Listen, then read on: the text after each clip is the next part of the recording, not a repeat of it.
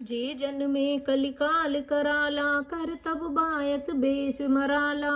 चलत कुपंथ पेद मग छाड़े, कपट कलेवर कलिमल भाड़े। जो कराल कलयुग में जन्मे हैं, जिनकी करनी कौए के समान है और वेश हंस का सा है, जो वेद मार्ग को छोड़कर कुमार्ग पर चलते हैं, जो कपट की मूर्ति और कलयुग के पापों के भाड़े हैं। बंचक भगत कहाई राम के, किंकर कंचन को काम के। तिनके मत प्रथम रेख जग मोरी, धींग धर्म ध्वज धंधक धोरी। जो श्री राम जी के भक्त कहलाकर लोगों को ठगते हैं, जो धन लोभ क्रोध और काम के गुलाम हैं, और जो धींगा धींगी करने वाले, धर्मध्वजी धर्म की झूठी ध्वजा फहराने वाले, दंभी और कपट के धंधों का बोझ ढोने वाले हैं, संसार के ऐसे लोगों में सबसे पहले मेरी गिनती है। जो अपने अवगुण सब कहूँ, बाड़ई कथा पार नहीं लहूँ। ताते मैं अति अल्प खाने, थोड़े महु जानी है सयाने। यदि मैं अपने सब अवगुणों को कहने लगूं तो कथा बहुत बढ़ जाएगी और मैं पार नहीं पाऊंगा। इससे मैंने बहुत कम अवगुणों का वर्णन किया है, बुद्धिमान लोग थोड़े ही में समझ लेंगे। समुझी विधि विधि बिनती मोरी, कौना कथा सुनी देह ही खोरी। एतहु पर करहि जे शंका, मोहिते अधिक ते जड़ मति रंका। मेरी अनेकों प्रकार की विनती को समझकर कोई भी इस कथा को सुनकर दोष नहीं देगा। इतने पर भी जो शंका करेंगे वे तो मुझसे भी अधिक मूर्ख और बुद्धि के कंकाल हैं। कभी न हो नहीं चतुर कहावऊं, मति अनुरूप राम गुण गावऊं। कह रघुपति के चरित अपारा, कह मति मोरी निरत संसारा। मैं ना तो कवि हूँ न चतुर कहलाता हूँ, अपनी बुद्धि के अनुसार श्री राम जी के गुण गाता हूँ। कहाँ तो श्री रघुनाथ जी के अपार चरित्र, कहाँ संसार में आसक्त मेरी बुद्धि। जेहि मारुत गिरि मेरु उड़ाही, कहु तूल के ही लेखे माही। समुझत अमित राम प्रभुताई, करत कथा मन अति कदराई।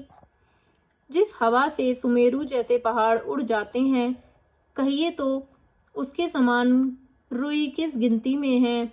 श्री राम जी की असीम प्रभुता को समझकर कथा रचने में मेरा मन बहुत हिचकता है। सारद शेष महेश विधि, आगम निगम पुराण। नेति नेति कही जासु, गुण करहि निरंतर गान, गुण करहि निरंतर गान। सरस्वती जी, शेष जी, शिव जी, ब्रह्मा जी, शास्त्र वेद और पुराण ये सब नेति नेति कहकर पार नहीं पाकर ऐसा नहीं कहते हुए सदा जिनका गुणगान किया करते हैं।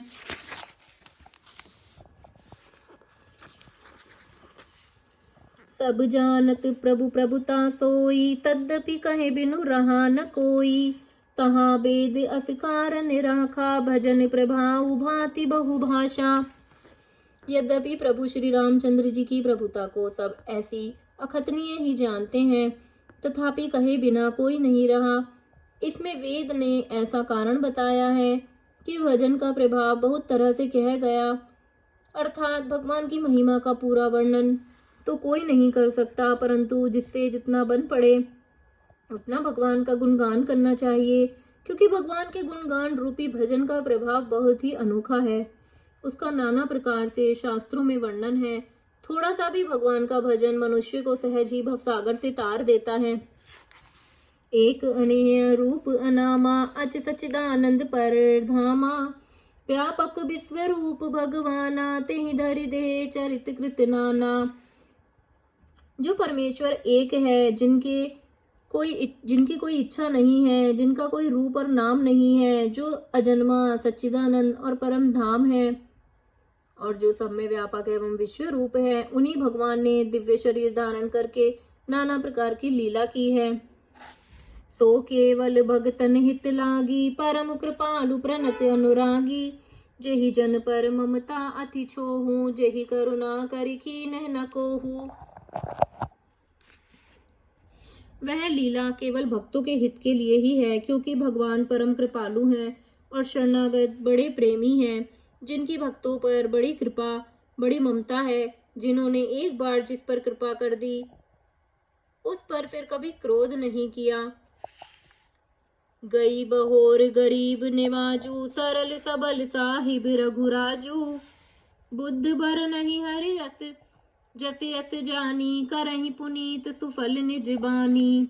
वे प्रभु श्री रघुनाथ जी गई हुई वस्तु को फिर प्राप्त करने वाले, गरीब निवास, दीन बंधु, सरल स्वभाव, सर्वशक्तिमान और सबके स्वामी हैं। यही समझकर बुद्धिमान लोग उन श्री हरि का यश वर्णन करके अपनी वाणी को पवित्र और उत्तम फल, मोक्ष और दुर्लभ भक्त प्रेम देने वाले बनाते हैं। जय श्री राम।